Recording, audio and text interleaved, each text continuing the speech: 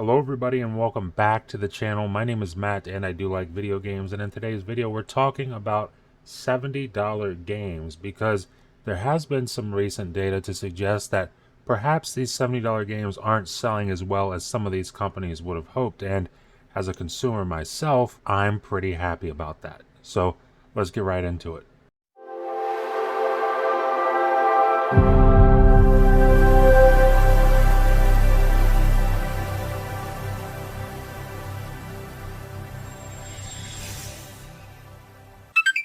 And if you're wondering what I'm talking about in that intro, well, it's right here in this Tweaktown article with the headline, New $69.99 price may negatively impact PS5 game unit sales, data suggests. And I really want to start here at this part. It starts with hardware is pulling in record numbers and so is software, but overall game unit sales were down quite a bit for fiscal year 2022, dropping to 264.2 million games sold, which represents a substantial 39 million drop in unit sales from a year ago. And it goes on to say right below that, an uptick in hardware can typically lead to increased game purchases, but we are seeing a reduction in game unit sales accompanying the meteoric rise of console adoption. And of course it is important to remember that these are just the numbers for one specific company, so it's hard to extrapolate that for the entire industry, you know? And well, this led to a discussion over on Twitter that was actually started by the person who made the article over on Tweaktown, Derek Strickland. And now look, it's got tons of quote tweets, it's got tons of likes, it's got tons of replies. In fact, look at my buddy Ham Solo here, he's replied to it. He says, "Who would have thought people didn't want to pay more for things that don't work proper out the box in a recession? Crazy, right?" He's got a point. Now, the original tweet states that data from Sony and Activision, so this is Activision as well, I did not know that, indicates that higher game prices are leading to fewer game sales. And so I kind of started to have this little thought in my head, you know, what is worth $70? I guess it kind of varies from person to person, right? I mean, what I deem to be worth $70, you might not deem to be worth $70, and vice versa.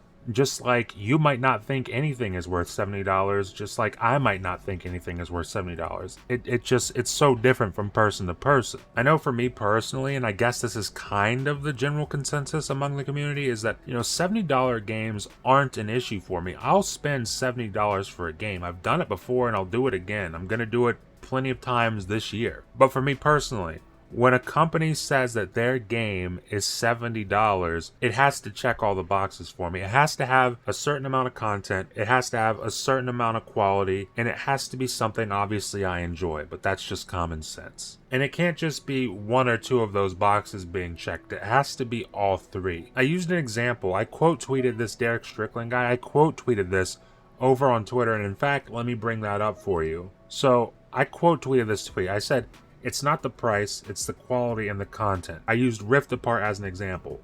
Ratchet & Clank Rift Apart, I don't know if you've played it, but it's a super fun game. I say, Rift Apart is a super fun game, but what on earth justifies its $70 price tag over something like Red Dead Redemption 2, The Last of Us Part 2, Elden Ring? Like, $70 is not an issue if you're hitting a certain amount of quality and content, but it should never be the baseline. And that's the problem we seem to be having, is that a lot of these companies have now set $70 as the baseline. It's what we kind of expect now, which is weird. Like, I'm over here right now on Xbox and I'm looking at my recently purchased next-gen games, or current-gen games, I guess we should say at this point. And I go down to something like Callisto Protocol. I got that day one. I had it pre-ordered, I was excited, I couldn't wait. I enjoyed it for what it was. I thought it was a solid first effort for a studio.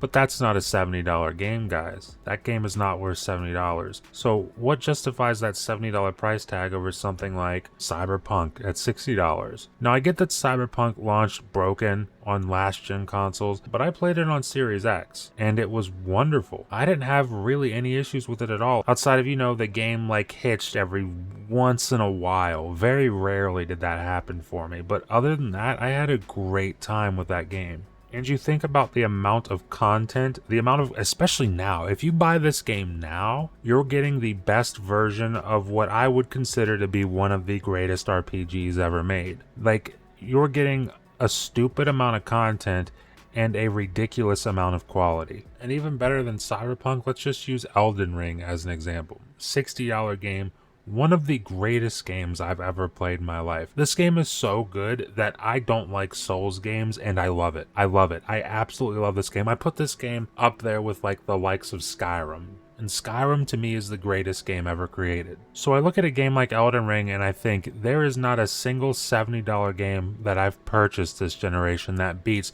or forget beating Elden Ring. There's not a single $70 game that I've purchased this generation that even matches Elden Ring's quality, content, and scale. The size of that game is just absolutely insane. And to bring it back to PlayStation, since this original article is about PlayStation and Activision sales, I think of the games I've played on PlayStation that I enjoyed most this generation. The games I've enjoyed most on my PS5, I think of a game like Kena Bridge of Spirits. That's a $40 game. It was $50 for me because I got the digital deluxe edition, but that's a $40 game. That game is phenomenal and I highly recommend it. I also think of a game like Spider-Man Miles Morales.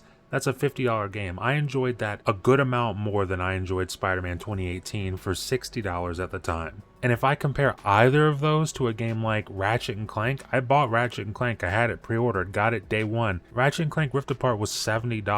Kena Bridge of Spirits and Spider-Man Miles Morales are both better than Ratchet & Clank. They are both better than Ratchet & Clank. So if the question ultimately is the $70 price tag leading to less game sales for companies? I don't think so. I think what's leading to less game sales for companies is the $70 price tag combined with less quality than we were getting when games were regularly $60. That's the issue. I mean, I go back to this tweet right here by my buddy Ham Solo. I mentioned it earlier in this video. He says, "Who would have thought people didn't want to pay more for things that don't work proper out the box in a recession?" That's it. That's 100% it. You can't just arbitrarily decide that, hey, games are $70 now, and guess what? They're of less quality than the $60 games you were buying before. That can't be the case going forward.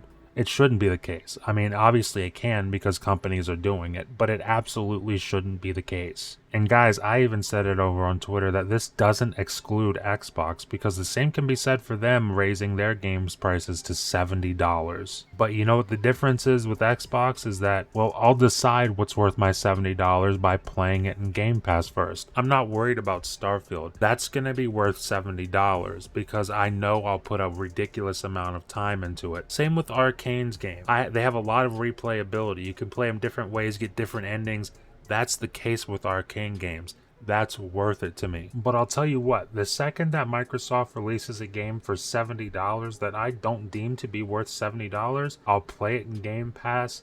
Maybe I'll enjoy it, maybe I won't, but I'll move on. I'm not paying $70 for a game that I don't deem to be worth it. And to be completely clear, that is exactly how it should be because you are the consumer, I am the consumer.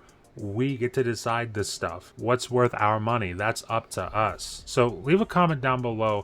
Let me know what the next $70 game you're going to be purchasing is. And let me know also if you're somebody who's just entirely against it. Let me know if you've never bought a $70 game. I want to hear that as well. Leave a like if you like the video. And if you're enjoying this kind of content and you want to stay up to date with it going forward over here on the channel, the best way to do that is consider subscribing, consider ringing that notification bell because it helps you stay up to date with everything that happens over here on the channel, and it helps push me in the algorithm, helps push the videos out to more people. Like I always say, I very much appreciate that.